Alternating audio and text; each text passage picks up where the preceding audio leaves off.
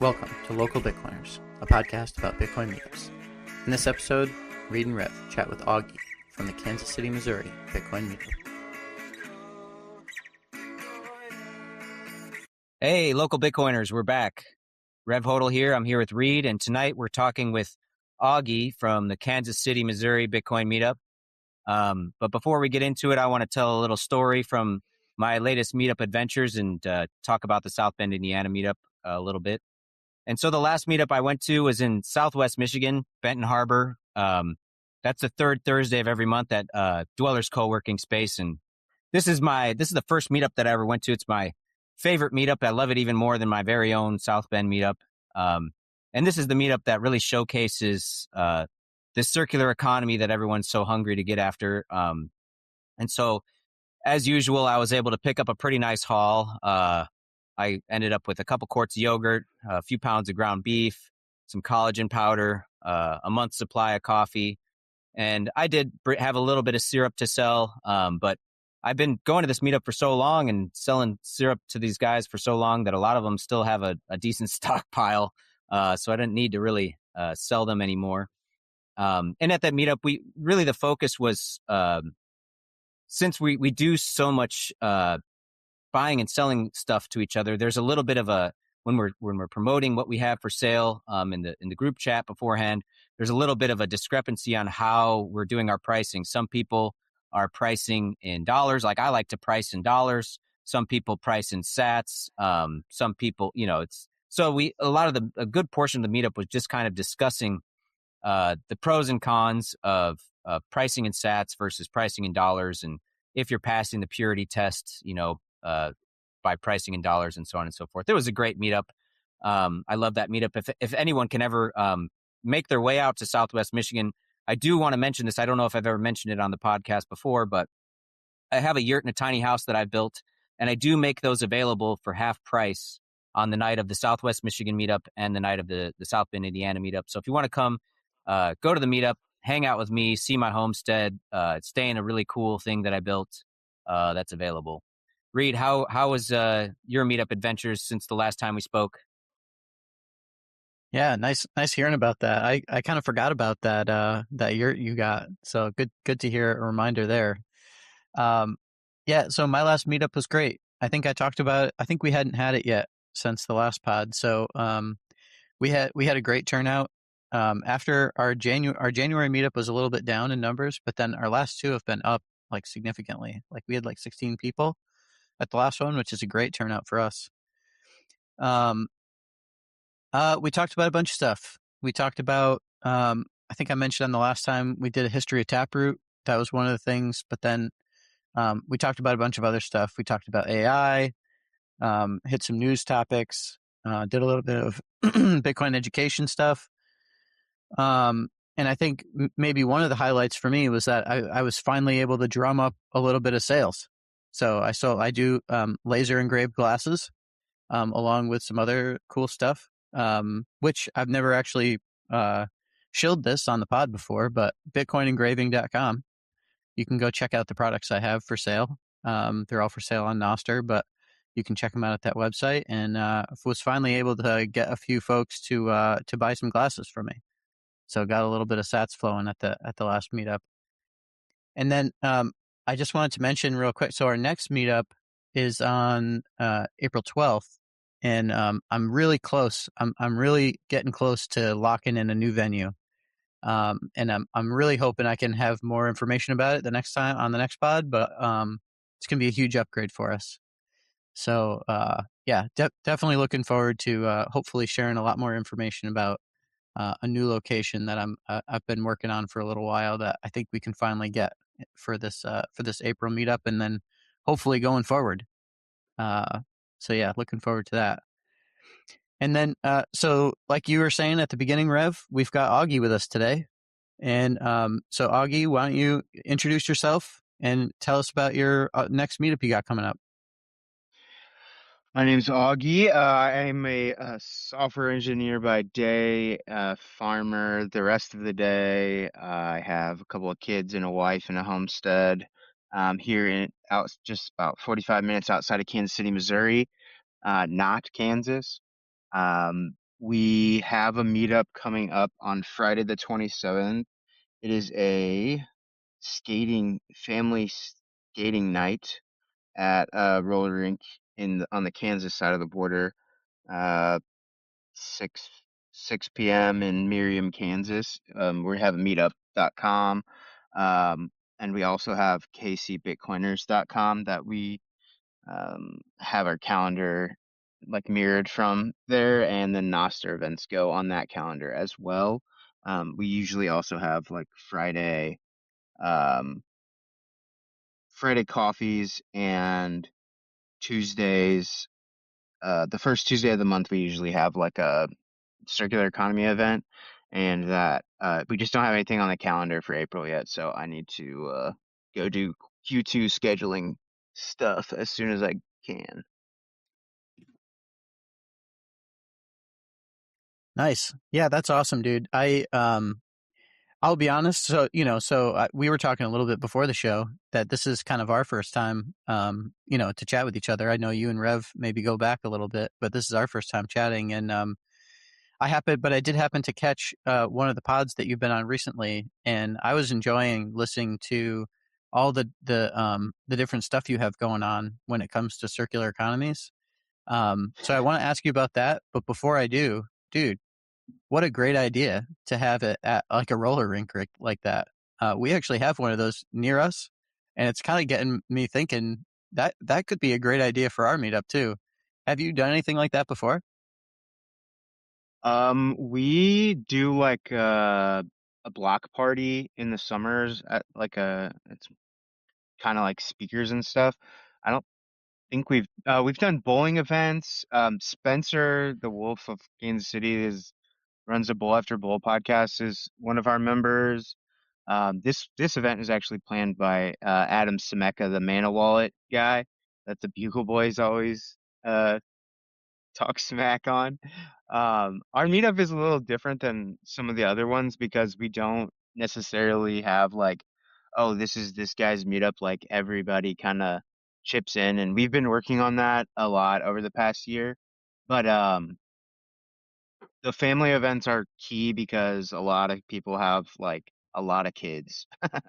Um, if you've watched Bowl After Bowl, there's always a part of his litter that's in the room or running around sometimes in those podcasts. And um, Adam has a litter of his own, and it's just a good time because everyone like getting beers is fun and all, but just like number go up talk, sometimes we just need a new change of scenery.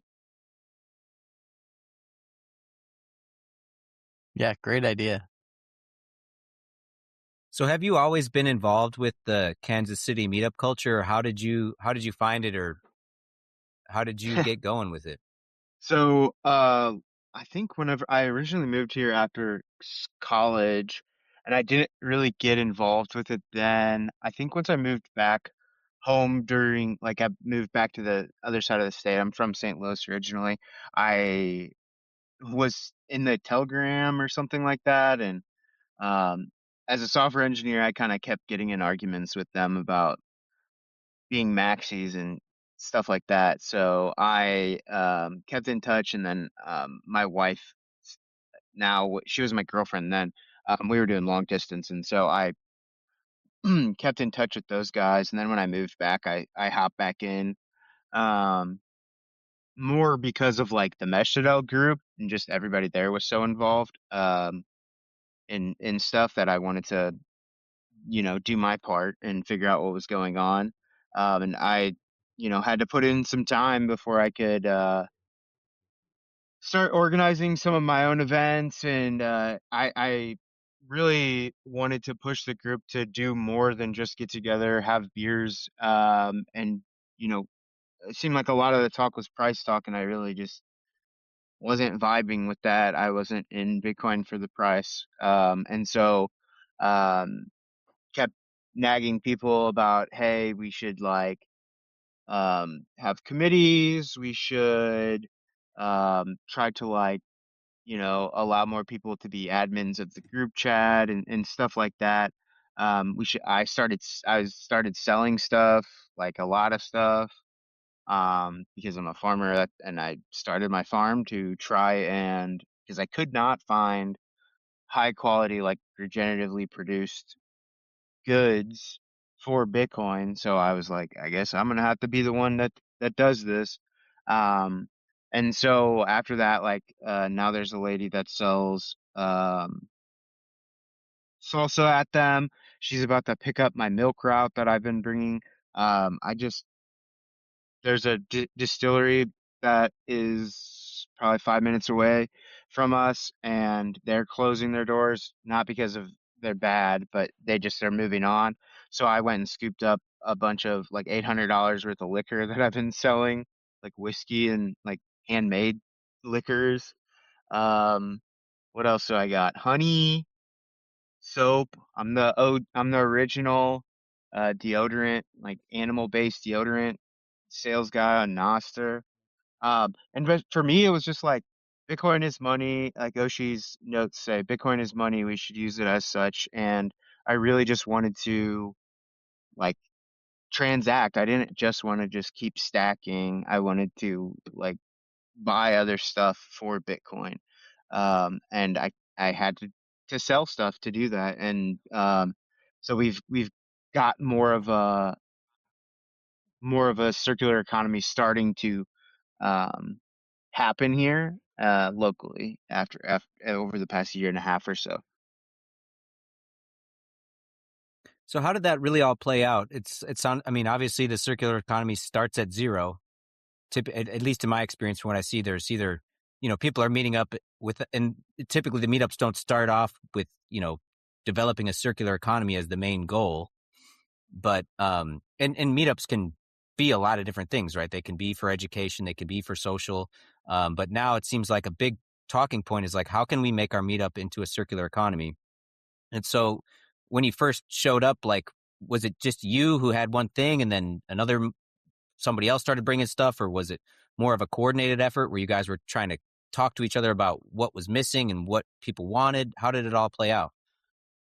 Yeah, so at first it was just like I would load up a like tiny little cooler, like a little lunchbox sized one with whatever meat I could shove in there, and I would go and I'd always sell more pork than I would lamb, so that just kind of um, I just started bringing more pork, and the pork seems like people are more fans of pork.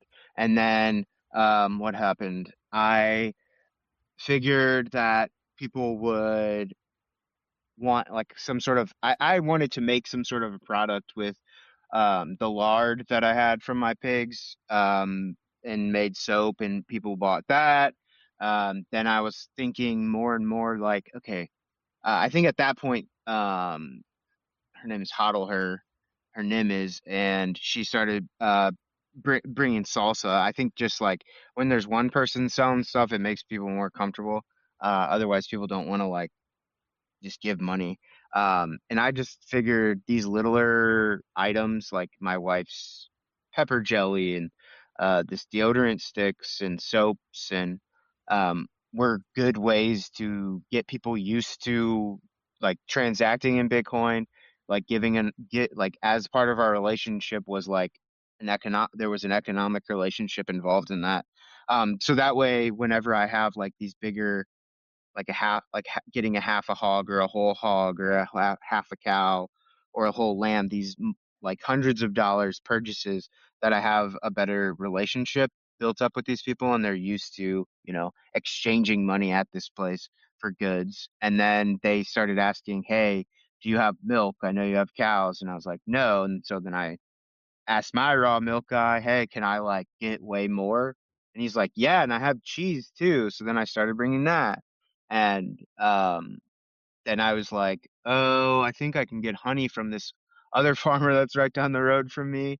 And so like I bought a 5 gallon bucket of honey, and then I just have people bring their own jars, and I have my little scale there and um weigh it out for them on the spot, whatever size jar they got, and they just get honey. And that's also like good market research for our farm too, because like my wife wants to do bees and has all the equipment. She just with the twins that we had last October, hasn't had time to get everything set up. So we sold that pretty fast. So that was a good idea for us, and it made us realize like we don't necessarily want to get a milk cow because you got to move that so fast. Um, and we're so far outside the city that it was just be difficult to move that much product that fast and not be just spending all of our money in gas. Um, but we have tried sheep's milk in the past month or two, and that's back on the radar since that's definitely a personal um, supply that we could get there. So, um, what else happened? How else did that develop? Yeah, other people asking me for more stuff makes me at like find people in my community because I live in the rural place and they live in the city to try to sell more things.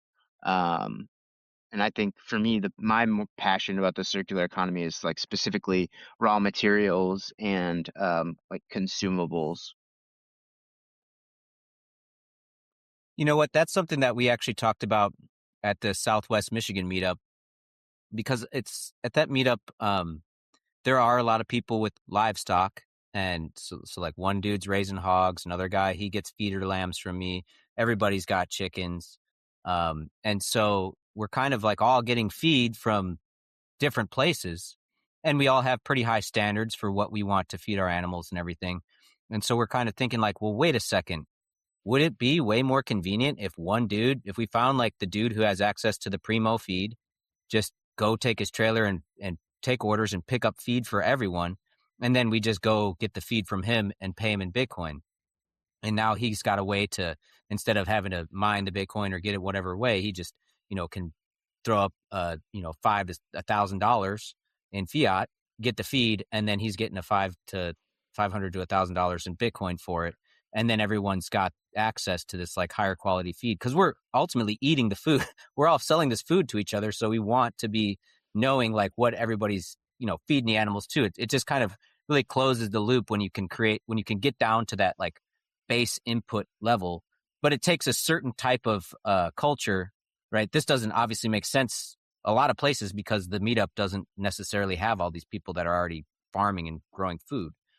What do you think like are some of those base uh, items that people would be wanting to cooperate together to get access to?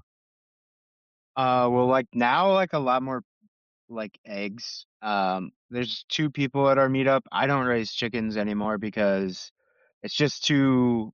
I have cows, sheep, and hogs to look after, and they're breeding, and then the guard dogs had puppies this winter as well. So, um, I just don't have time for chickens, and I had rabbits as well, and just it's too much work. So eggs is something like the city folk that are there that live in a place where they can do it, they can provide those, and that's like a really good thing. I think eggs, milk, um, I really wish we had somebody doing sourdough. Cheese has been a huge hit. Like um the guy who was making the cheese, like he got a divorce and like has been going through a tough time and I haven't had cheese in like 3 or 4 months, and everyone is like, when is the cheese coming back? So like that has been a really big thing. Jams, everyone can make their own jams. Salsas, canned foods is like huge. Um, if you like, my wife can cook really well. And we like can a lot of stuff. So I've been bringing when we have like a ton of extras, of certain things. So those are like huge, huge sellers, the littler stuff. Um, honey, like maple syrup, like you said. We got, Otis is who I buy my coffee from, but that's just because I can't find somebody locally to roast and let me buy it for Bitcoin. Um, I think we're about to have that changed because of the Square Terminal stuff, but uh, I do think that these like base layer materials are like huge um way to start doing that, but a lot of people, I think like art, if you do art and you just bring it to the Bitcoin meetup, you might not make like a ton of sales, but like just be persistent with it. Because we for a while had a lady coming that was doing, what was she doing? Like burnt wood type art projects and like doing Bitcoin stuff, and then some people would commission her. There's a lady from like a libertarian meetup that comes occasionally that makes soaps. These are huge things. Like I would I've whenever me and you were talking one time, you brought up something like oh, we need a box that somebody can just like bring into their bathroom and unload. And I went down a rabbit hole of how could I make a toothbrush? Like I have wood all over my property and I have pigs and my toothbrush is made of wood and boar's hair. How could I produce this toothbrush myself? Um, Feed is like something that I'm really trying to get to. Like every time I find this, like, okay, every time I find I'm in a good spot, then I'm like, okay, now how can I make my inputs from Bitcoin? So like, okay, I have a good feed guy. Now how do I like orange pill him? And that way, okay, I can take this non-GMO corn. I'm gonna buy this still from the distillery. If I can get my neighbor to convert my Polaris to run on ethanol, then I can like have my pig feed double as my fuel for my farm vehicles, and then I'll have to probably get a grinder to do that, and then to make the mash, and then the people who have chickens could use that as their feed. And then Adam and I were talking about I have access to basically unlimited spent brewers grains as well, and that's like high protein. But the problem is when you have too much of it, it goes like half of it will just mold.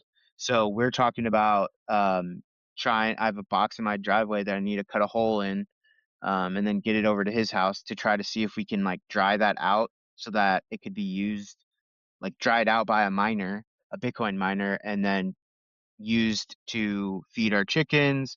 He wants to try the same experiment with all the duckweed that's on my pond, which is high protein feed that is just difficult to harvest.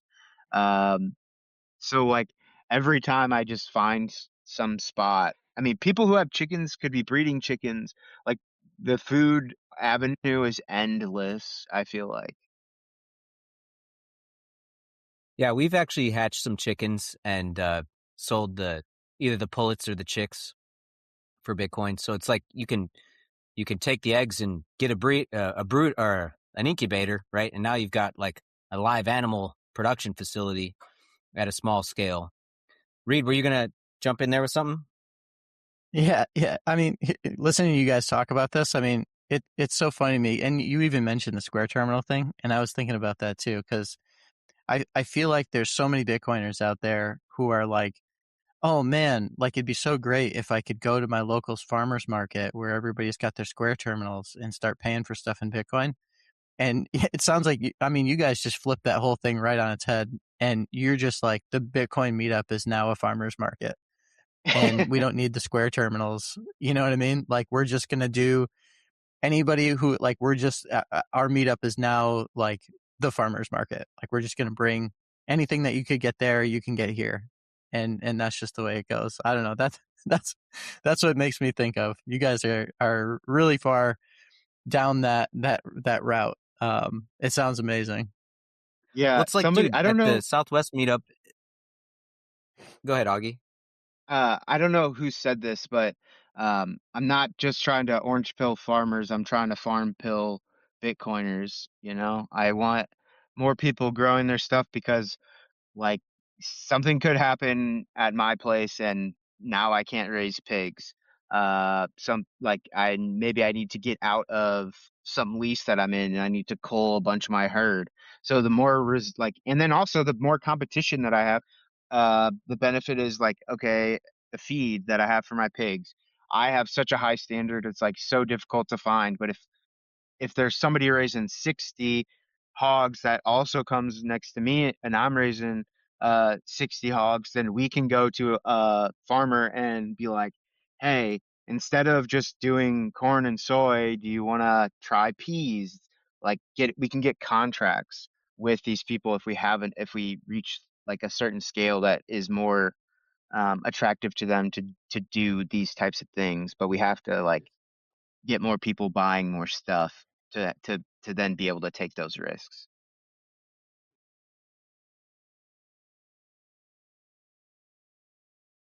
Yeah, so it's like as far as bringing the farmers market to the Bitcoin meetup, like somebody could actually just go to the farmers market and buy a bunch of tomatoes and like, okay, the tomatoes are going to go bad, but everybody's got a kitchen.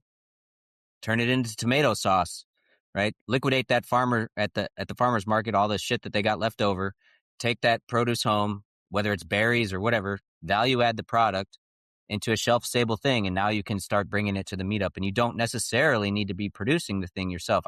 That's something that I try and hammer home over and over again is like, you have to just like, Augie, it sounds like you've done a great job of assessing when you go to the meetup, like here's some pork. And then you pay attention when people say, well, what else do you got? And you're like, well, I don't have that, but maybe I can find a way to procure the things. You found the milk person and you're like, well, you got cheese. Let me see if I can also bring this cheese. And you provide market access. One other thing that I keep thinking about is like, why is the food stuff so popular with the Bitcoiners at the Bitcoin meetups? And one thing, well, food as somebody who's homesteading and producing this stuff, it's a great product because it's something that people need on a regular basis. They consume it and they want more. And so you always have like, Reed, in your example, you sell everyone a glass at the meetup that's got the thing on there, and then, you're kind of saturated the market with your product. But besides the continuous need for purchasing the stuff, it's also, I think, like Augie, what you're saying is if I lose my ability to produce pork, I want to have a relationship with somebody else who I can now make up that loss in my food production from. And so if you want to be a sovereign individual, you got to have sovereign relationship. Like you have to have a relationship with a sovereign food producer instead of relying on the grocery store. And so that's why I think it's so attractive that people want to build these relationships with food producers at the meetups. Yeah, and I guess the one thing I've been thinking about, and this certainly applies to the circular economy stuff that you guys are doing. I think it applies to like, let's say, maybe my meetup is more focused on like the Bitcoin education piece, although I do want to get some circular economy stuff going. And also just kind of hearing stories from other meetups, at least some of the other meetups that are around me. And I feel like if I think back a little bit about the evolution of meetups, let's say over the last 5 or 6 years, like let's say post COVID or post lockdowns, um, there was in the beginning, like when meetups were thriving, it was like everyone was just so happy to get out and to go hang out with other Bitcoiners. Like that was the big thing. That's the like why do I want to go to a meetup? Oh, it's because hanging out with Bitcoiners is awesome. And like that's still true today. But it's also kind of like, okay, what else can you provide? Because I'm starting to think that like meetups really are a community asset, right? These are places where we all come together. We're already all in the same place together. And I think that if you're just doing the same thing over and over and over again, people, maybe not bored of it, but like, they got other stuff going on. Like if there's something else that's demanding their attention, they're probably going to do that maybe instead of coming to the meetup. And so the more things that you can start adding to the meetup that give people a reason to come out, that's why, I commented before about doing like the family night, which is a fantastic idea, right? Like give people a reason to come out. Doing the farmers market stuff, doing the circular economy stuff, like that's a reason to come out. It's like, oh yeah, well I got to go to the meetup. I got to go get my eggs, or I got to go get my cheese or my honey, or all the stuff that I want to, buy from the meetup. Like that's a reason to go out. And so, and Rev, like on some of our other episodes, right? Like we've talked about, everybody is starting to come up with these other ideas, like these other things that they can add on. And really, what you're doing is you're adding value to the community. And the question is, why do you come to the meetup? And it's like, well, because I get an insane amount of value for going to the meetup. That's why I go to the meetup. Like, of course, hanging out with Bitcoiners is the best, and we can all hang out and talk about all the cool stuff that we consume from podcasts or from nostr or like what's going on in the news or like whatever else we want to talk about. and we're all kind of on the same page, and that's great. But at the same time, anything we can do, I think, to add value back to the community is really going to get people to start attending the meetups. I think one other point about the food is because these products are something that like one person can produce. I think it really resonates with a lot of people because, like you said, Rev, sovereignty is something that a lot of the Bitcoin community values, and like individualism. And these are products that like one guy goes and does this thing, and now he there's has something to show for it, and here's his proof of work right in front of you. And it's like the same as, oh, okay, I want to buy that because I know that that is a scarce asset. Like it's different if especially if it's different than what they can buy at the store. Like that nobody raises pigs like me, or sheep like me, or cattle like me in the area, and I can talk to that person. Their relationship building is definitely something. But I think the real proof of work in these um, things, like I think I bought fundamentals book, and I was like, I don't really think this is for me, but like the fact that a dude like wrote a book and like did this thing himself. I think like a lot of the times I just buy stuff from the Bitcoiners to be like, hell yeah, like there's your proof of work. Like I find value just in you produced something by yourself, not with like a manager telling you what to do. Um, I think that's a huge part of it too.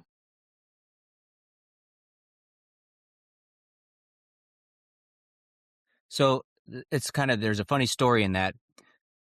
So I don't know if this is true or not, but I heard uh, for Maxi Madness, the Bugle guys kind of riffing on Adam Semeka about convincing the Shake and Stake, the Steak and Shake to, like, they, and the local Steak and Shake would not accept the Bitcoin. They weren't like following with the program, and he like bitched at him enough to finally accept his Bitcoin. And so he spent, he did this Bitcoin transaction. But I kind of live by this heuristic, because when you go to a place like Steak and Shake and you spend your Bitcoin, you're never getting that. Bitcoin is essentially leaving your economy and going into the Steak and Shake coffers, and it's never coming back to circulate around in the community. And so Mm. you're essentially, Steak and Shake is like extracting Bitcoin out of the local economy in a weird way. All of these big, and the same is true of the dollar, right? The big chain stores, this is how they destroyed the local businesses, is they outcompeted on the prices of everything. Everyone started going there. The value, the money stopped circulating locally, and it just went somewhere else, and that starved all the local businesses. And so this heuristic that I kind of am starting to try and live by is that I want to spend my Bitcoin with the people with the highest probability of me earning it back from them someday. And so this creates a huge incentive when somebody's got a book and you're like, I'm going to buy this book. I don't know if I'm going to read it, or if it's even a book that it's not really in my wheelhouse of something for me. I would never buy this book otherwise, but I know you. And so I'm going to support you because when I give you my Bitcoin, when I spend the Bitcoin with you, I know that there's a high probability of, if I provide value to you, I will get the Bitcoin back someday. There's also like Definitely. a it kind of makes me it kind of makes me think of this, and you know take the story for for what it's worth. But so I hurt my neck last summer. I actually herniated a disc in my neck, and it was it was pretty terrible for a little while, but getting over it. Mostly with a lot of physical therapy. So um, there's a guy I see for physical therapy, and a few months back, I finally got him to start taking Bitcoin. Right? I was like, it'd be a huge difference for me if I could start paying you in Bitcoin. And so I got him set up with a wallet, all this stuff. And then um, a couple weeks goes by, and he's like, I'm like getting ready to pay him, and he's like, oh, actually, could you just can we just deposit it straight into my like exchange account? Like he had like a Robinhood account, and I was kind of like, I mean, I'd rather not. I mean, I'm trying to explain to the guy, like, that this what I'm paying you, like, this isn't just like dollars that people don't really care about. Like, I'm paying you with money that means a lot to me. Like, this is all stuff that I earned, like, on the side. And like, that's what I'm paying you with. It's like, I'm giving you a part of me in a way. And like, I don't know how I feel about giving that straight to Robinhood. You know what I mean? Like, I'd rather give it to you. Like, you're the person I want to have the sats. And it was kind of blowing his mind a little bit, but I felt like it was a good conversation to have with him. So he let me, he's like, okay, all right, fine. Like, we'll put it in the regular wallet or whatever. But I don't think that there's so many people out there, I feel like, that just don't really think about it that way. But I think with Bitcoin, there's almost like a respect thing. It's like you have a respect for the money. And so many people just don't have that with like the fiat money, because who the hell wants to, you don't, that's the whole thing with fiat money. Of course you don't respect it. It's obviously trash. Like, everybody wants to just get rid of it the second that they touch it. And with Bitcoin, it should be like, hey, I'm giving you this and I'd like for you to respect it a little bit. And so, I don't know, maybe trying to get some people over that hurdle.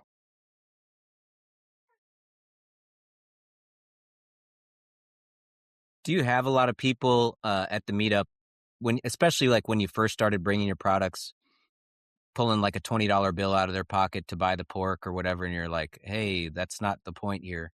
Is that was the culture already like built up so people got it? Like, all right, we're trying to move this Bitcoin around and not just have a place for you to buy my pork with dollars. Yeah, the only time I've been actually offered dollars was when I went to one of the other meetups in the state, and I just like was like blown away. I was kind of flabbergasted because the guy was talking about how long he had been in Bitcoin and all of this, and then he goes to pay me and he doesn't have a Lightning wallet. I'm like, dude, I'm not gonna take $6 in an on-chain transaction. Like, I don't want the mental burden of having to manage my UTXOs. How how do you not have a Lightning wallet if you've been in Bitcoin for over 5 years now? And it was just, I was like, took the money, I didn't put it in my wallet. I just like threw it in my little suitcase of goods and chuckled the next time I saw it. It was funny, but no, everyone pretty much uses it. We have little debates about um Spencer loves Lightning and I just heavy on um, I just use mini bits all the time, and then once it gets to an uncomfortable, amount, then I send it back to the node that I run myself because I don't want to sit there for 5 minutes waiting for Tor to load my wallet balance so I can make an invoice. But yeah, no, we don't really have that cash problem. Are a lot of people does pretty much everyone use Lightning ubiquitously, or are there a lot of people that want to try and pay on chain? Nobody's really no. I think because Mana, like because Adam is developing Mana, like he kind of onboarded a lot of people to that, and then Strike is pretty ubiquitous, so it's custodial and all that, but and Mana's liquid with the Lightning conversion stuff, so slightly higher fees and whatnot, but still way below credit card layer. But no, everyone's pretty much between Strike and Mana, and then the few who use eCash, pretty well covered. And are people, I know Spencer, he's totally doing Lightning nodes, on the ball with it. Are a lot of other people running nodes, or are they using somebody else's node when it comes to Lightning?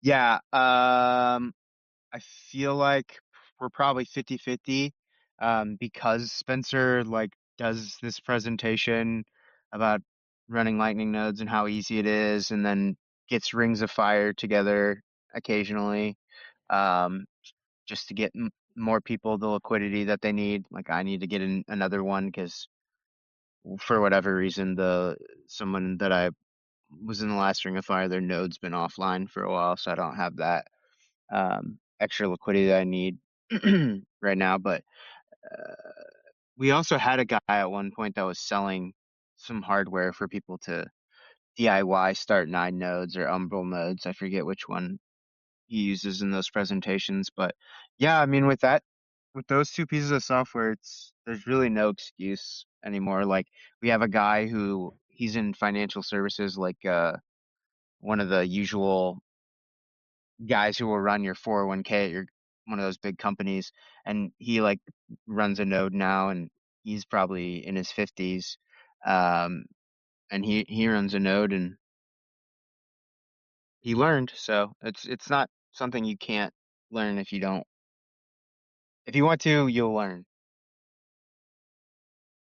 And I can just say too, so I run my own node, and we're fortunate for I feel like it's a great asset to have. It sort of opens up a lot of possibilities that you maybe don't have. Like just um I what I was going to bring up, right, is that all the sats from the show, like if somebody boosts us sats, I feel confident knowing that that's going straight to my own node, right, that I hold the keys for. It's on my hardware.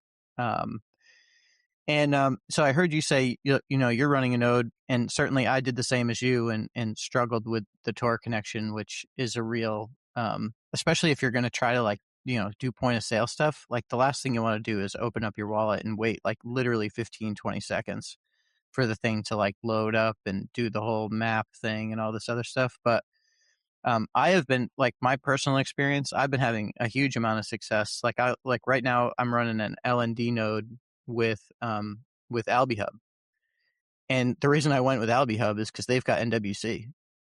So with Nostr Wallet Connect, like I just run like my go-to Lightning wallet right now is just AlbiGo, and it's linked to my home node, and I pull it out and instant. It's almost instant.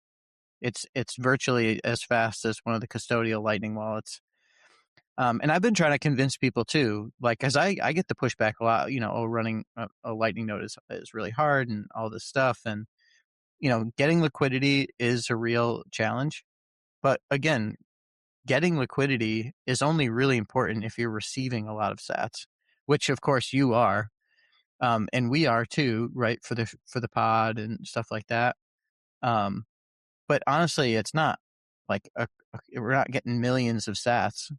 You know what I mean? Like it's not that hard to free up a little bit of liquidity, and okay, there's like a little bit of channel management, but it's I'm trying to convince people that it's not as a big of a barrier um, as they think it might be. So I guess I'm sort of wondering like what your experience has been running a Lightning node and talking to people about the pros and cons of doing that versus, I think you said you do the eCash thing too. Yeah, I have mixed feelings. Like I think because I'm like a DevOps engineer by day, I don't want to get home and like have to manage stuff. So I didn't self-host shit until I found out about Start9. So it's definitely great. And I say that, and then as soon as I got one, I started developing applications or packaging applications for it in my spare time. um, I've just been slightly annoyed at the timeline of this ClearNet stuff, but it is what it is. I think my opinion is that if you're a business, you definitely have to run one. If you're going to be selling stuff, you definitely have to run one.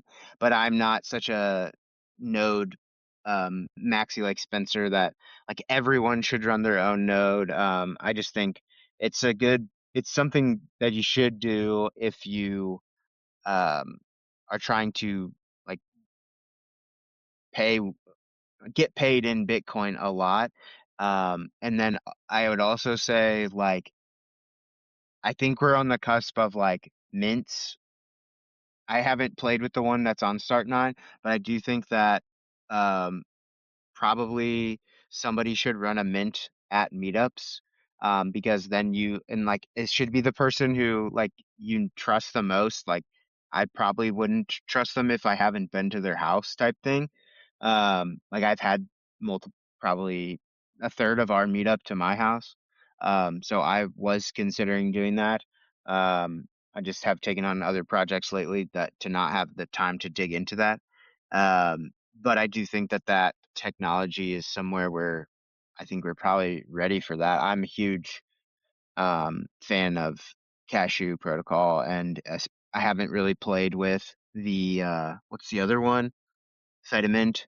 But I think that that could open up a lot of stuff for meetups because then when people come, like I had this idea once where what if you if you had a mint at the meetup and you like have an event where there's tickets, um, and people have to pay like $25 to get in, but you give them $5 back, or let's say it's 50 and you give them $25 back in eCash there. So like then they can spend that at the vendors that are there. So like you're kind of upcharging the cost of your tickets, but then those people who probably just had it on Coinbase or in Robinhood and just came because they're interested to learn, now they have like sats, and then they have the argument is defeated immediately whenever there's somebody there with coffee or honey or cheese that they can buy stuff from, because everyone always, like a lot of normies still say, "Oh, what can you buy with your Bitcoin?" And it's like, well, what what can't I buy really? It's just how long do I want to wait for the shipping? So Well, and this is an idea that I've had. I call it the Bitcoin Bazaar, and I think this is where eCash can really shine, especially because, like, yeah, you got to trust the person running the mint, right? But if you only have to trust the person running the mint for the evening at the meetup, then that's not such a big deal because everybody's going to get rugged during the time of that. Everyone's going to know, hey, it's you who rugged us all. Yeah, we're going to get you for my $20 or whatever.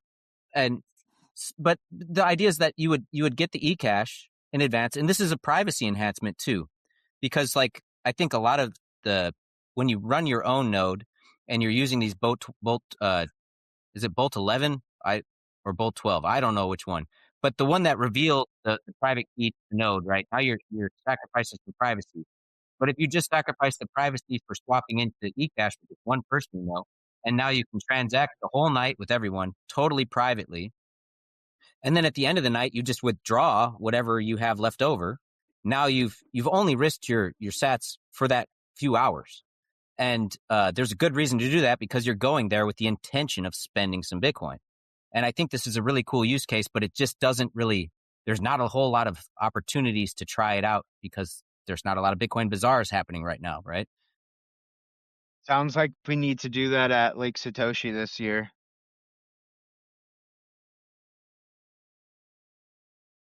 So actually, so Lake Satoshi is actually something I wanted to bring up with you guys. And I guess I'll bring it up in a little bit of a different context, maybe.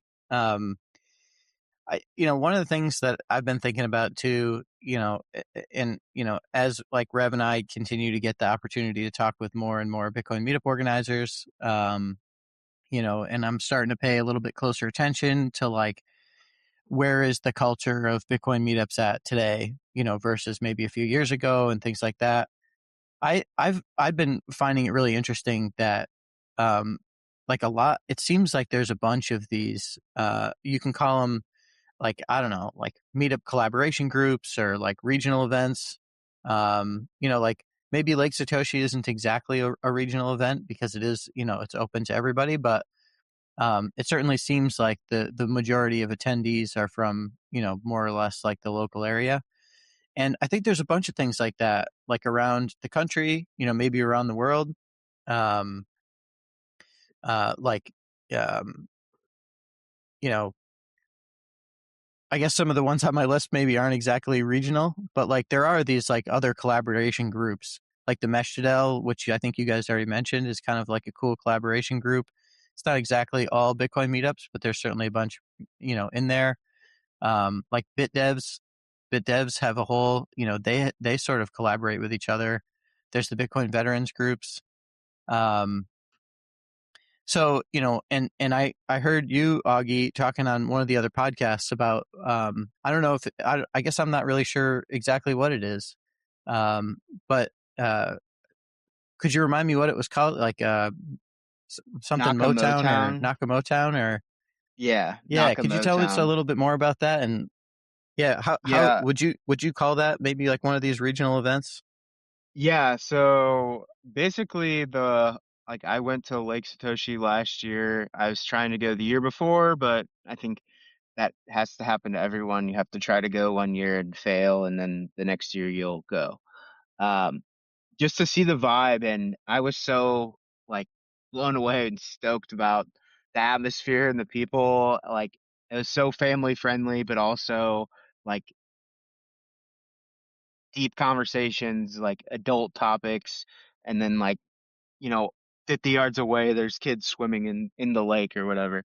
And I like have ponds on my property and stuff like that. So I'm trying to do this thing, Nakamotown, first weekend in October on my farm. It'll probably be small since this is the first year, but really just trying to replicate the same vibes as Lake Satoshi. I'd like to add an element of more of like some sort of Amish demonstration type thing where we like, I don't know, make a compost toilet or butcher a lamb or whatever, or it would be really sick to have like Ren Fair type thing where we could get like if we could orange pill somebody who's a blacksmith and like or teach us how to weld. Like I think some people in the Michigan meetups did that where it's like a physical skill that you can walk away with, but still have that like that little market and maybe a couple of talks, but more just like longer time frame that we can uh,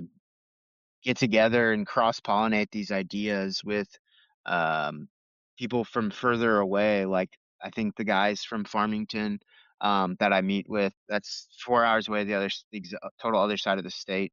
They're planning to come out. We're going to go to an event that they're having in May. That's like a homesteader conference with a Bitcoin twist to it. I went to one that they had last year. And I think what we really need to do is like we've got these Bitcoin meetups, but we need to go to like a lar like in the next layer up. Like in the US, we have the federal government, then we have the state government, then we have the counties and the cities. And I think like Bitcoin needs to try to grow but the opposite direction, like starting it starts at the individual layer and then okay, this individual branches out and finds this meetup of like-minded people, and then these meetups find each other and they once a quarter or whatever get together, and then um those events have like some regional yearly thing. And I think we need more of those quarterly and yearly events, because that will show that we have people who are um, one willing to collaborate with each other, but also can like plan something more than like the 5 to 25 people that they can like reach out to and touch um, regularly. And that is, I think that's really huge and really powerful um, for the community. So Lake Satoshi, it started off as this just basically like a cool party for people that were attending maybe the Mid Michigan meetup, which is in Lansing, and the Grand Rapids meetup and the Detroit meetup. Very pretty regionally, very local, right? And then the next year it grew, and then more people. It essentially year after year has grown until basically now it's become like a powwow of if you go to a meetup in Michigan and you can go to Lake Satoshi, you're gonna be there, right? You're gonna know about it. You're gonna say, yeah, this is a place where I can go and cross pollinate with everybody else in the whole Michigan meetup culture. And then additionally, all people come from now everywhere. But I kind of maybe I'm by no means a historian, and I'm probably romanticizing this idea, but I imagine these Native American tribes when they'd come and have these powwows, right? They would prepare to trade as well, and so it's like there's only so much liquidity amongst the local tribes, but like when you go to this powwow, you know that like okay, we can get a bunch of our good shit together and have it ready to go and trade there, and so like I kind of did an experiment last Lake Satoshi where I had bought some candles from a guy wholesale who was coming from Maryland, and I had paid for shipping and everything to get these candles and try and sell them at the meetups and everything. Well, now it's like, okay, I know you're coming to the Lake Satoshi meetup. Bring 2 cases of candles for me. I'll buy them from you there, and then I'll start to wholesale them. So this became a good trade opportunity for people to sort of bring a good volume of stuff and wholesale it to other Bitcoiners who then go and distribute it out. Um, and so, yeah, these regional events, they're like a way to unify all of the different meetup cultures in an area and also create opportunities like kind of what you're getting at earlier, Augie, with like, if I can cooperate with another farmer growing pork, now how do we can go make that deal to go source the feed from another guy locally, but then how do we liquidate all the pork? Because there's only so much demand in the local area for all this pork that we're producing. Well, it's like if you have this yearly regional event, that's like where everyone places their orders and then you go distribute the pork there. Yes. Yes. Like what did I say? I think that once you like figure out Bitcoin, you need to focus on getting to one Bitcoin. And then once you get one Bitcoin, you need to get a deep freezer. And then once you get a deep freezer, you need to get a generator. And then from there, I can't give you any more advice about your purchasing, but those things are like your path to sovereignty. And like once you have that deep freezer, then you can have a relationship. Uh, like you don't need to buy a half cow every week at your meetup, and it's just inefficient and kind of ex extractive to, oh, I only eat, this cut of steak or whatever. If you go and get a half cow, you're gonna eat so much more parts of that animal, and you just have like it's just way better in being more in touch with nature and how how you should be eating those animals. And yeah, you don't need to, let's say, like you're talking about natives. I kept thinking like, oh, they're like bringing their best blankets, and the teepee guy is from the tribe over. He makes like the tightest teepees, and oh, this guy can make a stove that is so light. Like then you can have that specialization on those bigger ticket items. And it's super cool what could come from that type of specialization.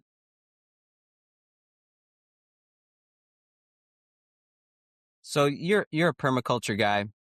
I'm a permaculture guy. I can't help myself but think about the way that these systems are developing through this lens of permaculture. And like I see the meetups as a successional system, right? Where it sounds like a lot of people start off, and this sounds like it was your experience, right? Where it was just a drinking club. Everyone's going to the bar, they're having some beers. And then once you build the relationship up, you're like, okay, well, what's the next step? And this kind of gets into the point of Reed's perspective of the meetup being a community asset, right? Where now it's like, okay, we know each other. What more can we do? And so then the next phase of the system might be education. Let's start to make sure we share the knowledge, the intellectual capital that we have with each other, and bring more people in to learn more easily, grow that cultural capital. And then the next like phase of succession is like, well, now how can we start to transact with each other? And then after that, it's like, well, how can we transact with the people that are at the meetup an hour, 2 hours, 3 hours, 4 hours away? And these regional events, I think, are the glue that helps bridge the gap between that. It's like you said, it doesn't have to happen every month.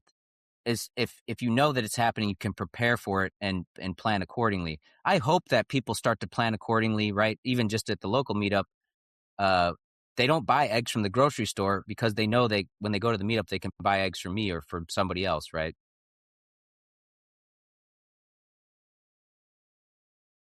Yeah, your thinking on permaculture is like I feel like why we've had a good relationship. You're much further down that path. Um, and your analysis is always like I seek it out so much whenever I get a chance to hop on a call with you while you're having a couple beers walking around your farm, and I'm probably doing the same on the other side of the signal chat. Because you're like your observations at that level are so much more I guess wise. They're detailed. I'm still at the like gotta focus on these trees. I need to cut these trees down. And you're thinking at the system level so much, and it always is good to pull back that on that view.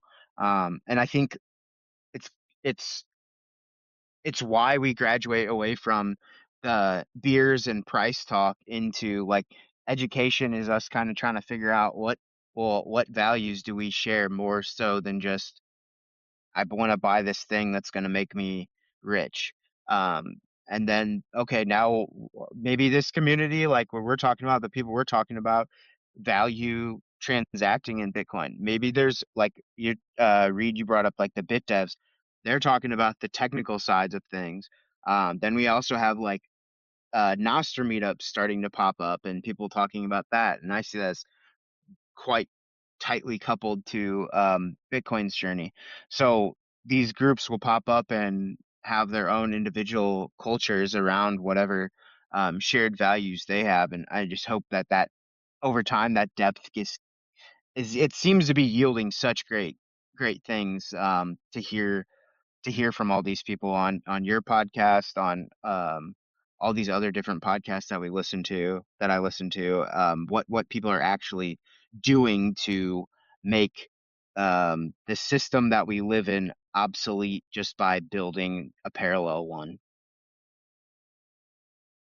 So before we get, we're about an hour in, but before we start transitioning here, there was definitely another thing that I wanted to start asking you about. So you sort of, when you did your introduction of yourself, you said you're like a developer by day and also a farmer by day at the same time.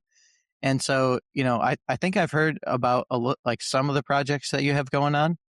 But yeah, if you have like, are you working on anything cool in the Bitcoin or the nostr space? Rev's been telling me, I think some stories about some website tools and things like that you're trying to roll out. Is there anything you'd care to share or explain about what you got going on and sort of your other day job, like your software sort of life?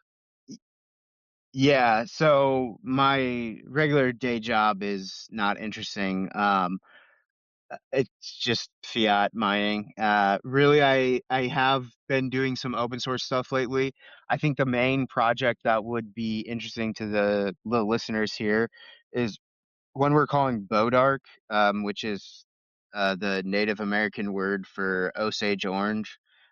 Just because like the way that that tree grows is from suckers coming out of the ground, and I see that as how like Bitcoin meetups, like new Bitcoin meetups start from somebody at an old one being like, oh, I want to start this one and because it's closer to me, or I see a need like that, and Bitcoin meetups growing like suckers from a tree root, and also it happens to be orange wood uh, and native to Missouri. So on kcbitcoiners.com, we basically nostrified our website. And so on there, we have like a Nostr calendar um, and just kind of whitelist the people who are allowed to like make events on it. And then we just kind of mirror over um, what's it called, the meetup.com ones. It probably only looks like the difference is just there's a purple event if it is coming from Nostr. So I think there was one event on there this month that was purple, and then two coffee meetups from that. And so that just makes it so that we don't have to like rely on meetup.com's calendar. I added like a shop feature, which I'm trying to collaborate with I can't think of the guy's name. The Bitcoin Maps guy, btcmap.com or .org, whatever it is, to make it so that we can have like an individualized um, map of our local area where Bitcoin's accepted. Then I think somebody broke the pipeline to deploy because I had SAP razors built into it, which would allow us to like just have a monitor open at the meetup and be like, hey, we're gonna try to raise like $250 tonight, and then use that to like maybe go get a better venue and then pay for some beers. Because like if you have money beforehand, you can like get discounts and things like that on stuff and start to build a local treasury. And this runs in a way that like a static website. So it's just on an S3 bucket, but you can put it on like GitHub Pages, or if you know how to use Nsight, it's just like GitHub Pages, but it's hosted on Blossom server. So you can host it super cheaply. You don't have to be like super technical. I've got that. There's another meetup. I think it's a Denver or Boulder guys. Um, are running it for their meetup. I don't remember their link. But then I've also forked it for not just Bitcoin meetups.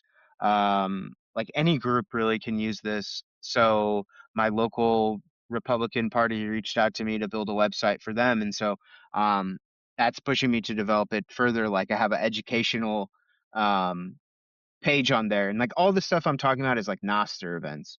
So like if there's like a podcast that your people at your meetup think is like, hey, this is like super important educational material that we should put on the site for newbies, then that person could just sign an event and then it adds it to the list. And so we can start to have this list of educational materials to point newbies at.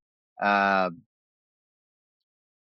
what else? Oh, like the committees that I talked about before. Like, um, I didn't think to put it on our website, but the Republican Party really wanted that. So now I have like a fork that I'm trying to push in the next week or two that would have like the ability to have like a contact card as an Oster event, and then that would display as like a list in the committee.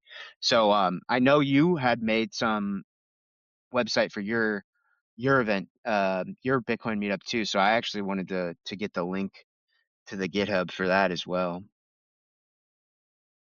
Yeah, that's what I was going to ask, right? Because I pulled up your website while you were talking, so I could sort of take a look at some of the features that you were talking about. Like the calendar view. I mean, that's great. Like I would like if that. So you're saying your stuff is all hosted on GitHub as well. So this is theoretically something I could just steal this, right? I could just take this and add this to my website.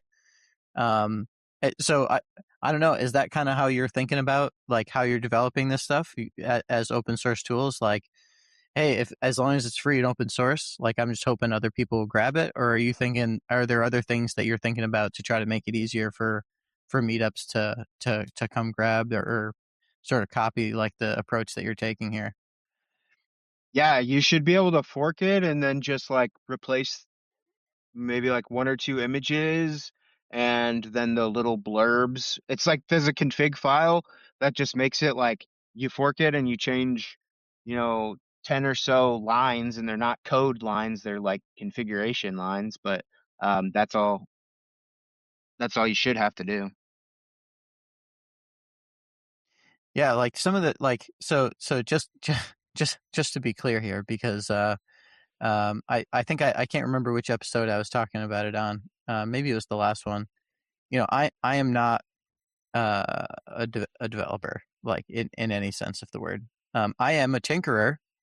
I got the start nine and stuff like that going. I can follow instructions, to like set stuff up. But I'm, until recently, like until like whatever the latest Claude things came out, I was not building websites. This is not a thing that I did. And so like when you're saying, you could take the GitHub repo and fork it and do all these things, like I'm mostly thinking like my flow right now for building a website is I make a folder on my computer and I open up Claude Code and I say, "Hey, I made this new repo. Here's the type of website I want.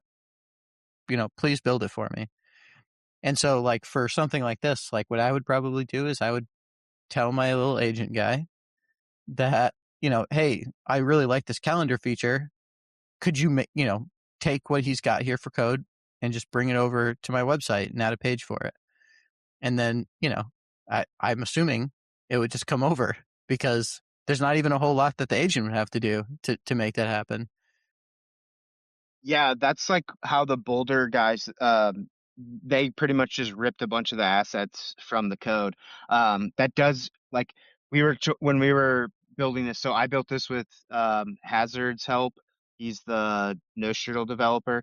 Me and him kind of went back. He mostly kind of advises me on like, oh, we should make new kinds for this or that. Um, but then um, so like, well, when you're talking, what we're talking about it is like the non-developer person should be able to spin up a website for a meetup, like a dude who's just interested in Bitcoin because they're like a freedom lover. They shouldn't have to develop. So that's like the main person. They should be able to fork this. And what I want to do for that is the same way how Derek Ross for Podster has just like a prompt that you can just copy paste into Claude, and then it will just like I did it for the podcast that I'm doing locally. And it just worked.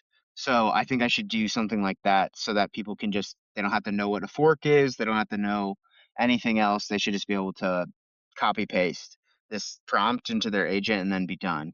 And then there's like the mid tier, which is like the people who are just ripping off the assets from it, which is awesome as well. I am just trying to build stuff for more meetups to be able to like publish their stuff. And then also then there's the high tier, the advanced tier. They're not going to use this. They're going to build their own thing anyways. So it's not really the audience.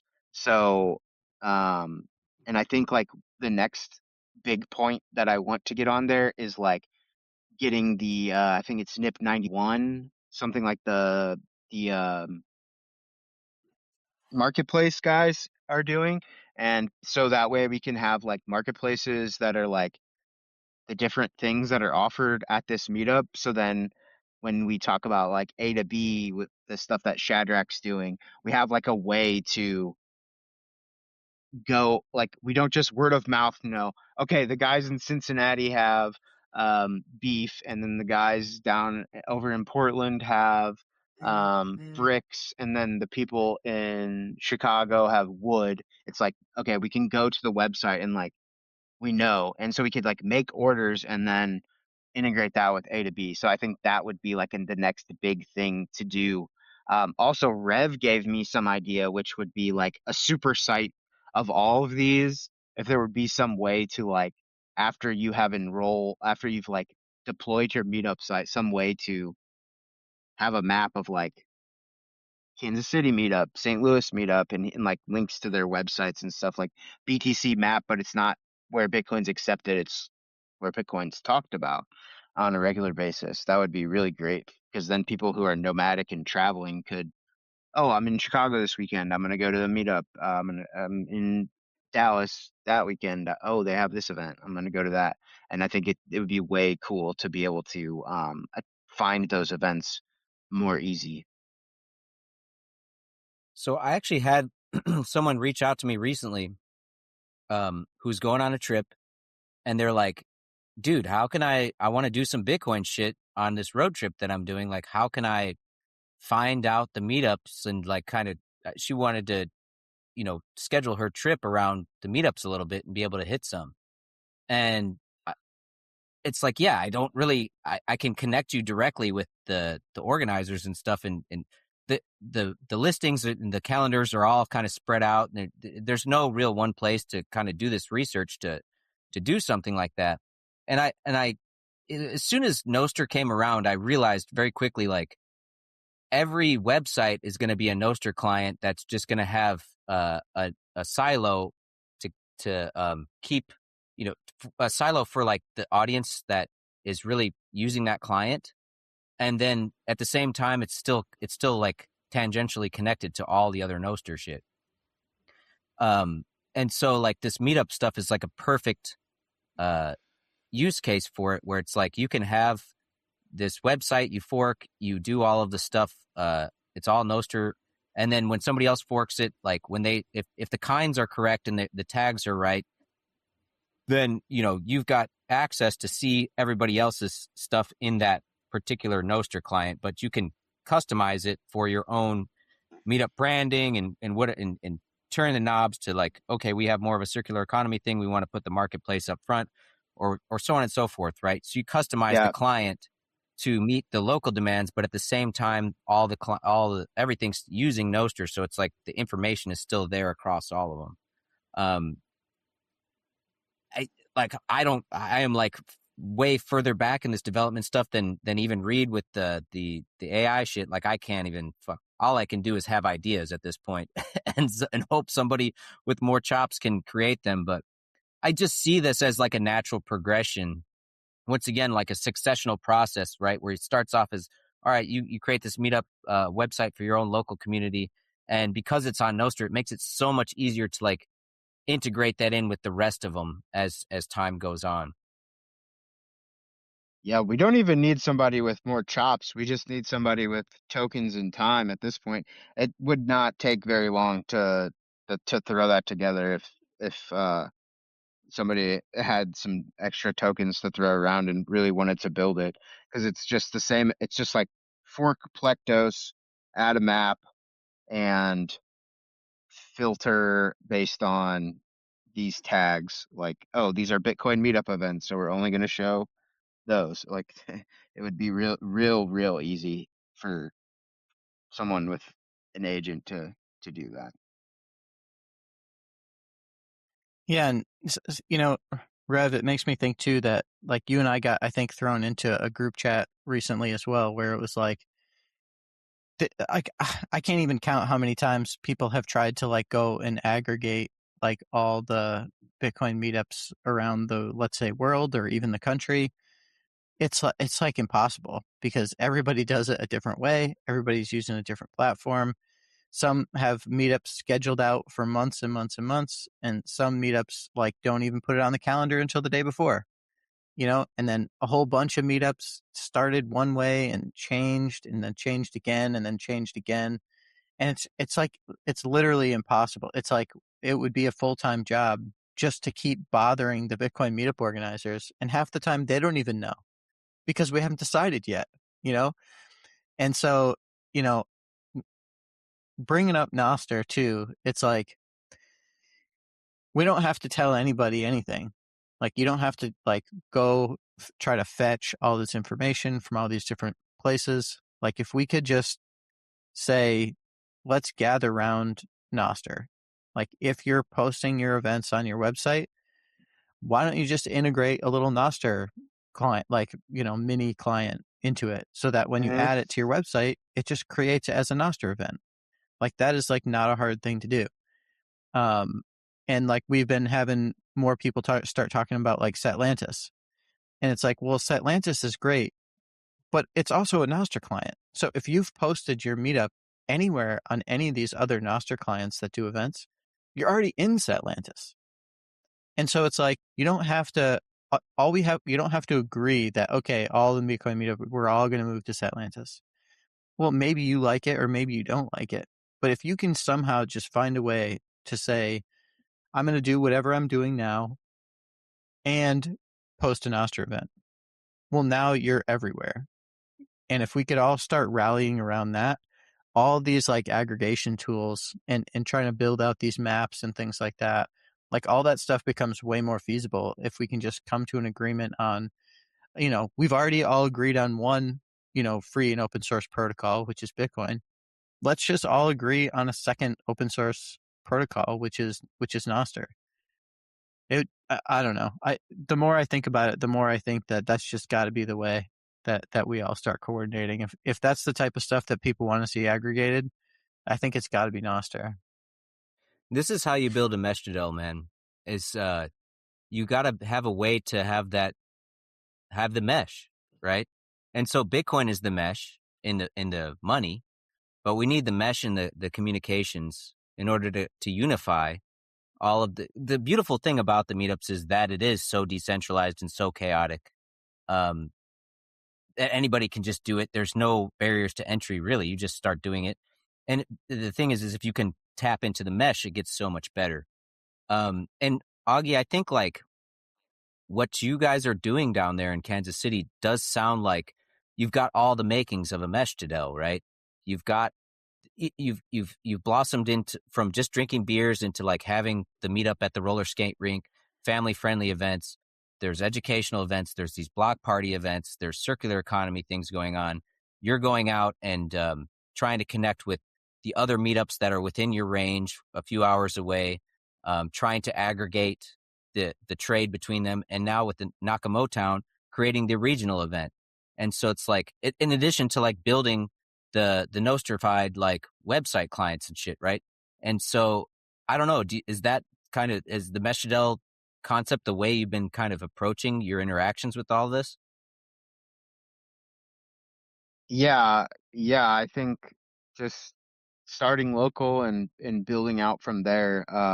Like you brought up talking to the other Bitcoin meetups, like I'm trying to go to the one in Jeff City, which is in the middle of the state, and St. Louis on the other side of the state, um, once a quarter to do that trade aggregation. And I think just like it starts at once a quarter. If at some point in time we get like big enough or the Bitcoin economy becomes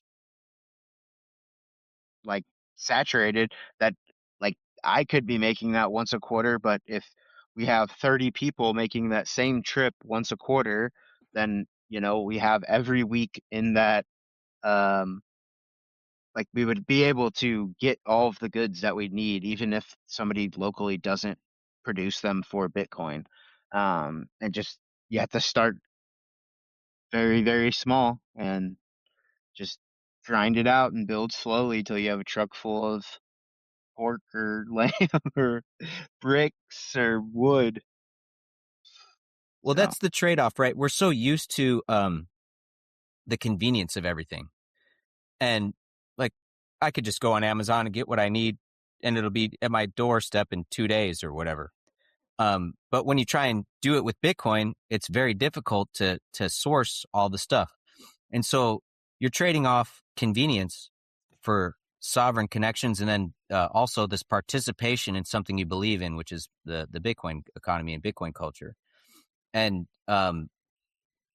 just taking the steps to start, like once again, it's a successional process. It doesn't happen immediately, but I've noticed it's just like if there's one or two passionate people in a community who lead the way, then there's the momentum grows and it builds. It leads to something, and I think that's the only way to move forward. Is we just got to keep following our own personal incentives, right? The incentive to earn Bitcoin, to participate, and to grow, to hyper Bitcoinization, like live in a hyper Bitcoinized world, one that you created yourself, right? And hold the door open and let other people join you if they want. preach, Rev. Sorry, yeah, I was hoping that you'd follow up on it a little bit, but I don't know. Are we? Do you have anything else you want to say before we get into the boosts? No, man, I think we could go on all night and maybe we'll have to have a post chat on Corny Chat. But no, I think we covered all the goodies that the listeners will want to hear.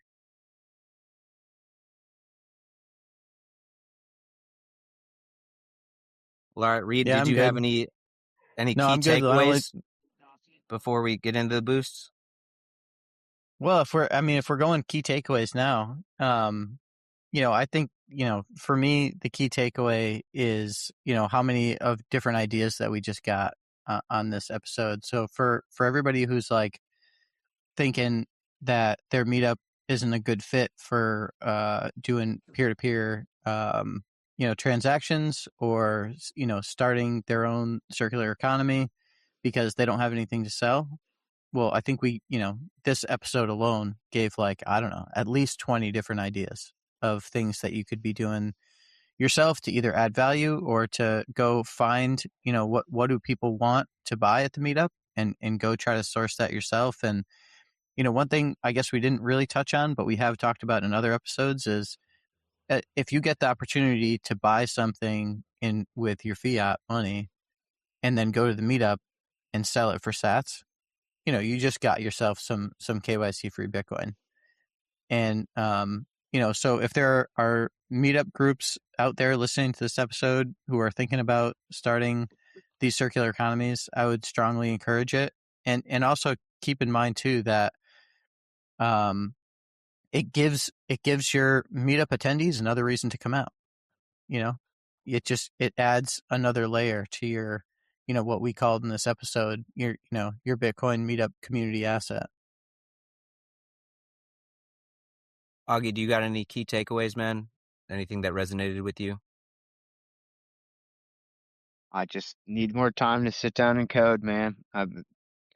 There's so much to build that I wanna do for this larger group outside of just my individual meetup, and I just gotta chase sheep instead sometimes.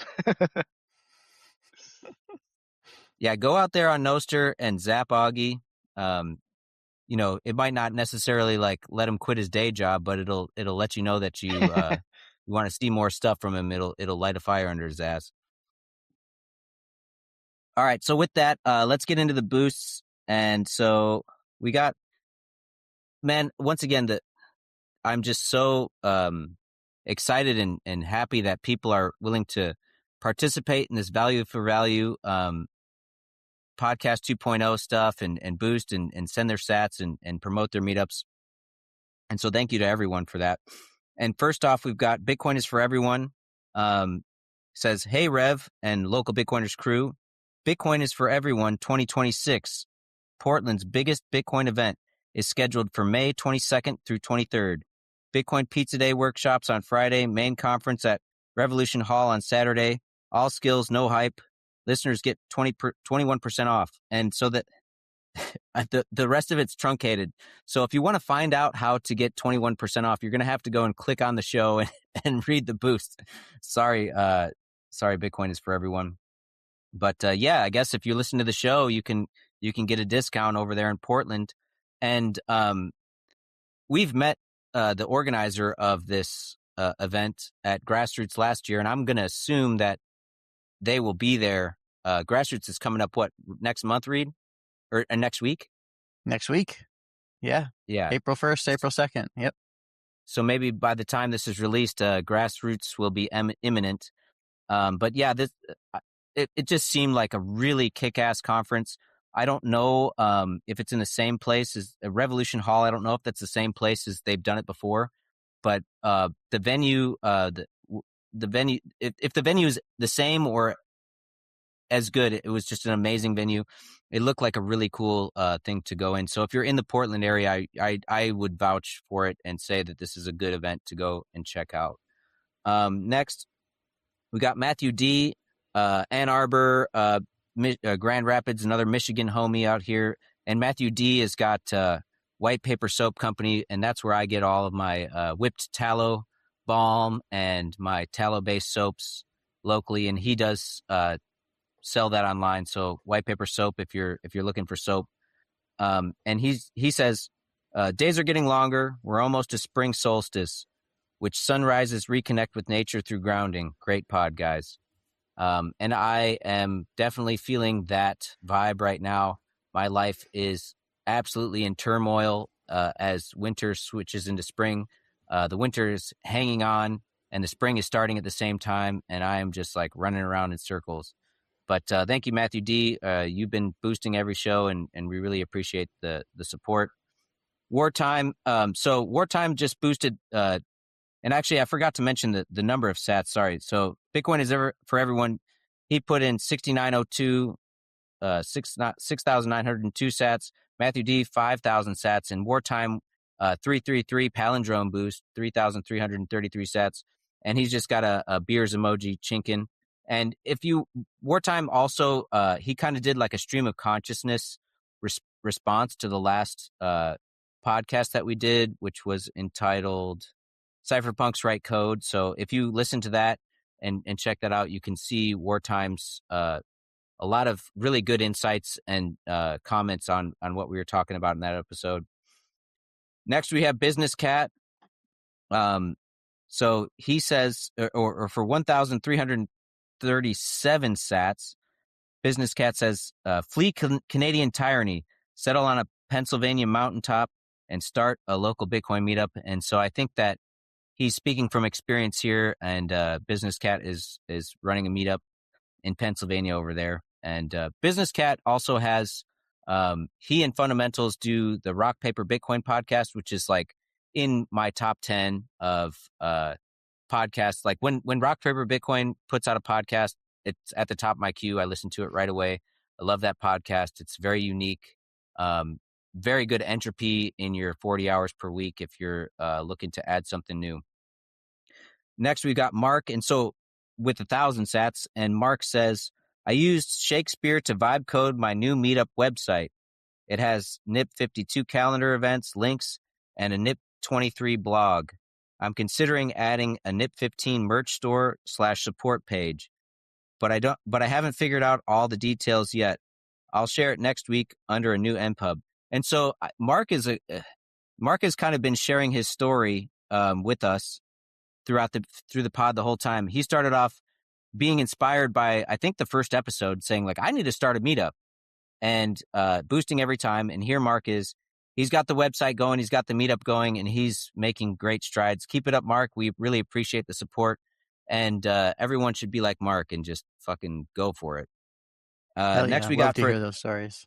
Yeah, dude. Mark is, that is the whole reason why I'm doing this, man, is to, I feel like if we can inspire just one person, it's worth it, right? This is the whole goal here, is to just bring Bitcoin meetup culture into a new light, get everyone stoked about it again, and people getting out there and starting meetups. So, and actually Mark has a little bit of a truncated, something else is truncated. So if you want to see the rest of Mark's boost, you have to click on it. Sorry.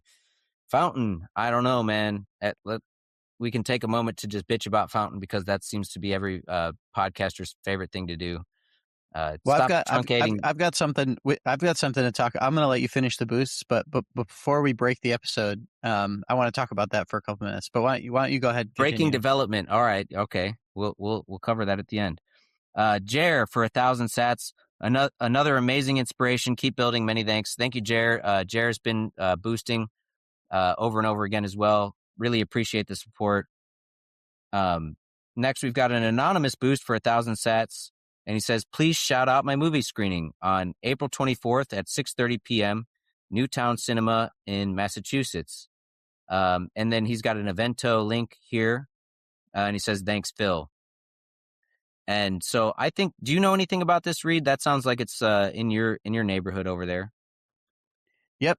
That's something that's coming up. And so Phil is actually, he's going to come out to my meetup and talk about that documentary screening. And we've actually been trying to work with him to try to figure out better ways to get the word out.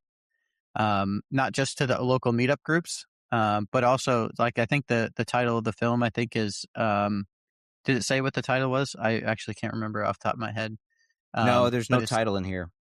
The title of the film is something like No More Inflation. I think that's what it might be.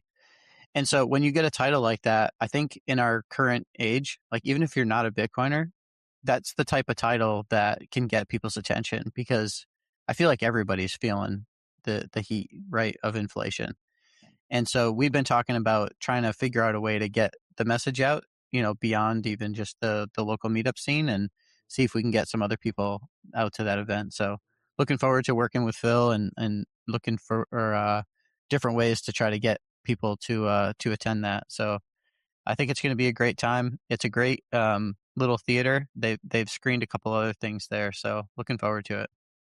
Yeah, actually, I've seen that. That's Bitcoin Shooter. I think he's good. Shooter, but I've seen that film. It's really good, inspirational, high production value. Definitely worth making the trip up to watch, and then networking afterwards with whoever shows up. Next, we've got Anonymous says, great pod. I hope I can run a meetup in my area soon. That's right. You can do it. Just start one. If there ain't one in your area, start one. We've got finally God's Death with 237 sats. And he says, thank you, gentlemen. And thank you, God's Death, for keeping boosting and engaging with us. We appreciate the listen. All right. So And let so me that's it. let me talk for Let me talk for a minute. So about the fountain boosts. So one of the things that I took on as a little weekend project that I think is going to work out here. It should be up and running right now, even though it was a little bit janky and took a little bit of testing. So, but basically, it's another podcasting boost bot. And so there was a couple things that we wanted to solve. That Fountain is great and everything, but there's a couple things that it does. Like Rev, you were talking just a minute ago about the truncated messages.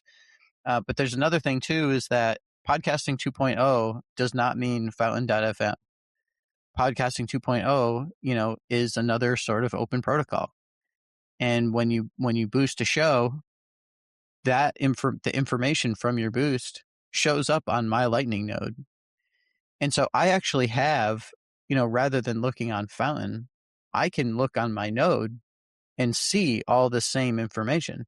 It's just not in a way that looks pretty, right? It's all encoded in all this information. It's kind of hard to pull out.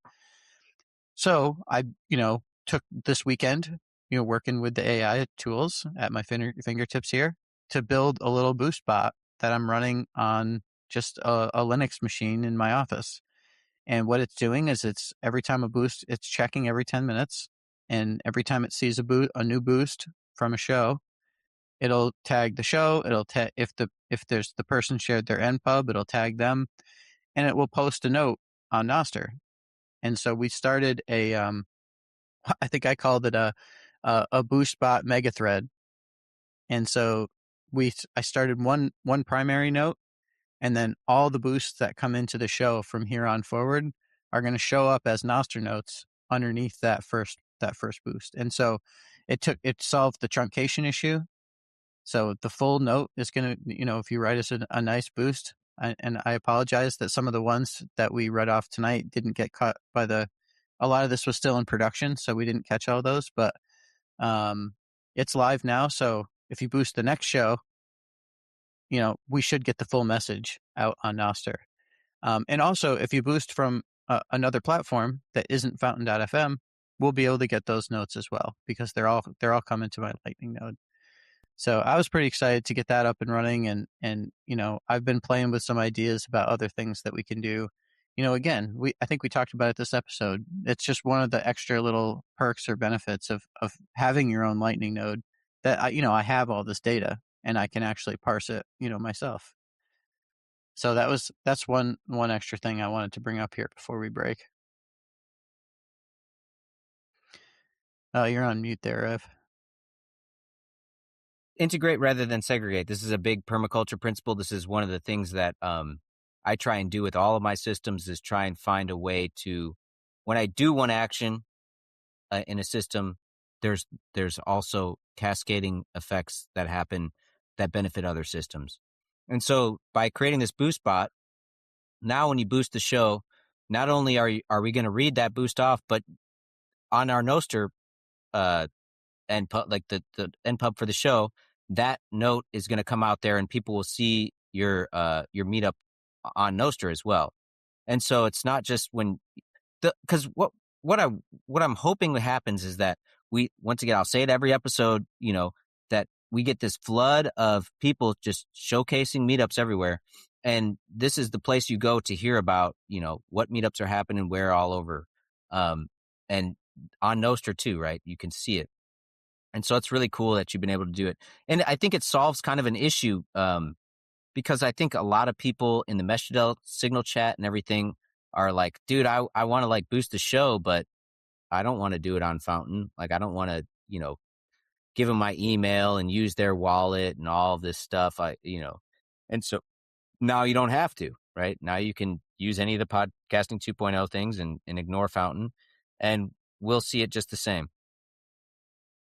Yep. And then I guess, but I know I already stole here the last few minutes of the episode, but I don't know, man. I sort of feel like it would be a real shame if we missed the opportunity to talk a little Maxi Madness. Maxi Madness is getting pretty out of control on nostr, especially for Mr. Rev Hodl.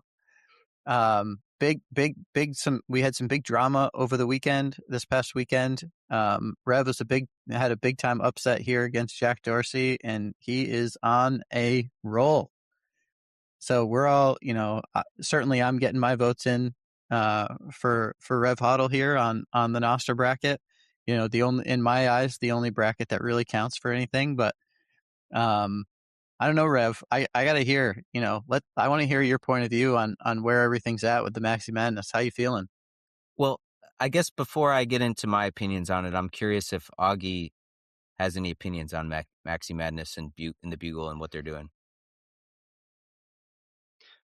Yeah, I just hope it's you versus Ben Waymer or whatever his name is in the finals, and you put him down. That's what I hope happens. I think it's awesome to watch this though. So Maxi Madness is for those that don't listen to the Bugle and don't know what we're talking about. Bugle News is sort of what I consider to be the best Bitcoin culture podcast out there right now. And for the past several years, they've done this event where they call it Maxi Madness. And so without anyone's consent, they just choose these Bitcoin influencers or people who have been participating a lot on the Bitcoin online, like on Twitter, on Nostr, the people that are just saying a lot of shit. I guess I say a lot of shit. So and so they pit 64 people against each other in sort of like a popularity contest where, much like March Madness with the basketball tournament, they're just picking these 64 names from Bitcoin and saying like, okay, so in the first round, I was the number 16 seed in the builders region. So they had the builders region, the sloppers region, the hot region. And what was the fourth one? I can't remember. Like PodConf maybe, or is that on the Twitter PodConf, bracket? yeah. PodConf Yeah. might have been the Twitter bracket. They have two different brackets, one for Twitter, one for Nostr. And so I was the 16 seed against the number 1 seed in the builders region, so against Jack Dorsey. And so I had to prove that, yes, I am more popular than Jack Dorsey. And the way I prove that is that I rally the people that I know to boost the Bugle, to basically donate sats to the Bugle. And if I get more sats than Jack Dorsey, then I move on to the next round. And so in the first round, I was ahead for most of the time of the voting, and then at the very last minute, someone sent in a big giant boost. Well, actually, it was Rob Hamilton. Okay, it was Rob Hamilton. He boosted 21,000 sats. Yeah, it's fun, right? It reminds me of. You can see all the names. Like this is all public. Yeah, like we're not breaking any. Everybody can see the names. We all know it was Rob Hamilton. Yeah. Yeah, it's so like Rob was like he wanted to have some fun, and I think maybe what he was intending to do was close the gap a little bit, and just didn't want to let me run away with the win there. But what it did is he closed the gap enough to where somebody at the last minute after him defeated me, or at least it looked like I was defeated. But because Nostr is so fucked up, what the Bugle saw as the final poll was different than what other people saw as the final poll. And so they thought that Jack Dorsey won, and other people were like, yo, I see that Rev won. And so they contacted Primal about it, and they're like, so why is Primal displaying this differently than these other clients? And apparently there was a bug, and they weren't honoring all of the boosts that they should have, the zaps they should have. And so Jack Dorsey was thus disqualified, and here I am back in for a consolation round over the weekend. And that was against Justin Moon. And I think because it was over the weekend, nobody was really paying attention. So I had the opportunity to just steamroll Justin Moon. I was able to generate a lot of sats for the Bugle for that. And I'm happy to do it, right? Like, I think it's a lot of fun. And in a lot of ways, I feel like I'm making up for the value that I have not given the Bugle. I get a lot of value out of that podcast, right? And I should be boosting them more than I am. And so in a lot of ways, I feel guilty for just like, not giving the value back that I'm getting out of their podcast. I think it's the best. And so now here's my opportunity to get them a little love and get them some sats. And so I think right now, so I won against Justin Moon, and I don't know. I think then the next it was Calais. You beat Callie. Yep. Yeah, who made Cashew. I was like, wow, But once again, because this like weird thing, Callie, he thought he was just on Twitter. He didn't realize there was one on Nostr. So he was like, I thought I was already defeated. And they're like, no, you were defeated on Twitter, but you're still in on Nostr. And he was like, well, whatever. I don't fucking care. And I don't think he really tried to, rally to get the Bugle any sats on Nostr. But now I'm in, we're in the final 8. Yeah. The Elite final 8. 8. The Elite 8. And who am I pitted against right now? I don't even know. Shit. Yeah, Jeff, Anyways, the nostr creator. yeah, Jeff. Of course. Yeah, Of Jeff. course. Yeah. Yeah. The man who designed Nostr in the first place. So if Fiat Jeff is willing to compete, he can rally his community around the Bugle and get them some sats. But otherwise, I'm gonna take that down, and I'm gonna try and take a run for the whole thing, and get the Bugle a lot of support in the meantime. Yeah, I mean, this is a pretty epic. Those are some pretty big names, that we just rattled off, and so it just kind of goes to show you that it doesn't always matter. It doesn't always matter who you are or what you've done. It matters a lot what the community, if the community wants to rally behind you or not. And so, you talk a lot about, all these different forms of capital. And, to me, I've just got to think that this is your cultural capital is really shining through here in a way that maybe some of these other guys didn't fully appreciate. And, that's probably why you were a 16 seed. And maybe, you're proving everybody wrong. Like, well, maybe my seed should have been a lot higher than that because I bring a lot of cultural capital or maybe some other form of capital to the table. Well, and so like Auggie brought up Ben Werman. And so Ben Werman is I followed him for a while, and he was posting a lot of really interesting outside the box, like conspiracy theories type stuff, a lot of flat earth stuff. And it got to the point where I was like, okay, this is your brand, and it's not for me. So I just stopped looking at what he was doing. But at the same, what he's basically built is a community of people that are like, we want to support you. We want everyone to know what you're doing here. And this Maxi Madness is an opportunity for his community to show him off and be like, look, we fucking love this guy, and we're willing to outbid in form of sats to the Bugle whoever else is up against him. And I think he's against, I can't remember the matchups. I can't remember him off the top of my head either. Anyway, he's versus Odell. Is he right against now. Odell? Is it Odell? Yeah. So okay. So it's like Odell, and this kind of gets into. There's a lot of interesting things going on here. So Odell, right, in the past, I think Odell would have been more involved, and excited to just try and stay humble, but can't help himself. And right now he has no choice to be humble because he ain't got time to fucking play around and get his homies to boost for Maxi Madness. Whereas Ben Werman is yeah, this is a fun thing. Let's go, guys. And so his crew is boosting the Bugle hard, and he's going to beat Odell, I'm pretty sure. And he was ahead the last time I looked. Yeah. And I think that he's on my side of the bracket, so I'm going to have to defeat Ben Werman before I get to the finals, to the championship or whatever. But the whole point is that it's just very interesting how, yes, there's a lot of value in community building, in building relationships, and you can see it a lot more clearly on Nostr than on Twitter, because on Twitter you just get one vote.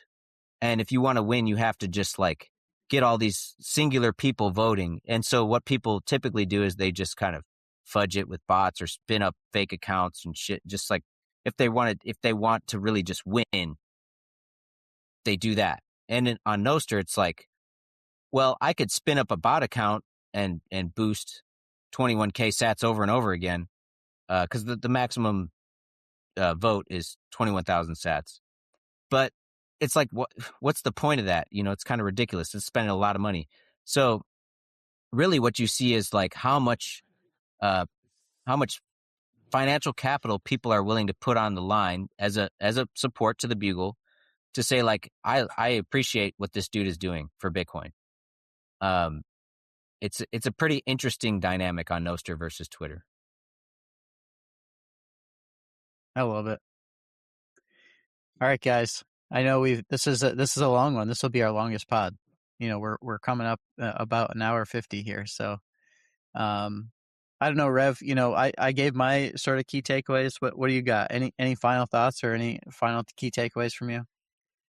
Well, I'd say that in Kansas City, they've got a lot of like bigger events going on, these block parties and everything else. And hopefully we can all go to Nakamotown because that's the event that I really want to go to. But I think what's happening there is truly an example of how you build out a mesh Jado. You start locally, you get the connections going, you got people who can help you run a Lightning node, help you be sovereign in your food, so on and so forth, all of this stuff. And just look at that as an example, that they are really setting an example there.